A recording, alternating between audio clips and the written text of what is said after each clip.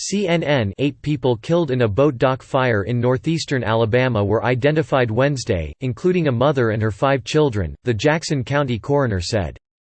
The mother was identified as Grace Annette Watson Miles, 40, and her children as Christopher Zane Long, 19, Briley Aniston Long, 16, Trayden Dominic Miles, 10, Keston Damian Miles, 9, and Desley Nicole Miles, 7.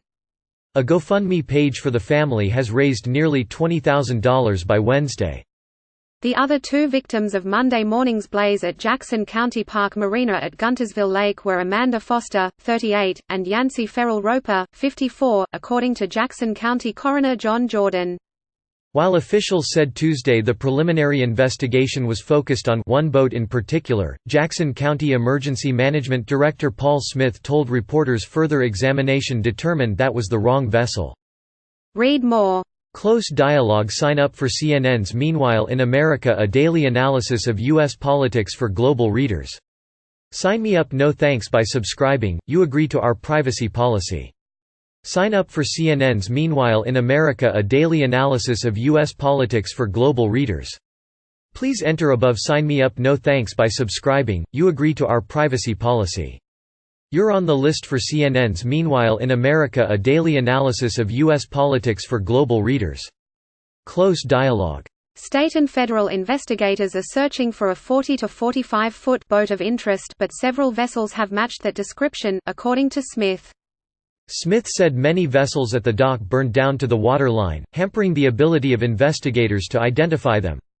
Fire extinguishers on the dock were working and had been inspected in October, according to Smith. The fire, starting not long after midnight, tore through numerous boats that were docked at the lake. Some boats were occupied, and flames forced several people to jump into the water. Some of the roughly 35 destroyed vessels were houseboats where people lived full-time.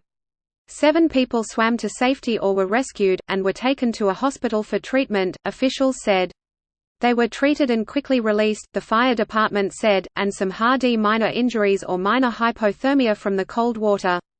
Smith said Tuesday that work crews were recovering debris and containing and collecting fuel that spilled. Water samples were being taken.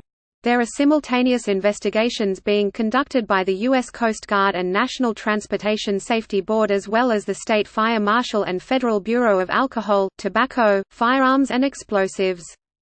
Firefighters arrived around 12:40 a.m. local time Monday to a chaotic scene, Scottsboro Fire Chief Gene Necklace told HLN. People were jumping into the water, either off the back of their boats or retreating to the end of the dock, just trying to avoid the fire before they had to, Necklace said Tuesday. Several people would pile up in a boat, it appears, and then try to push away from the dock.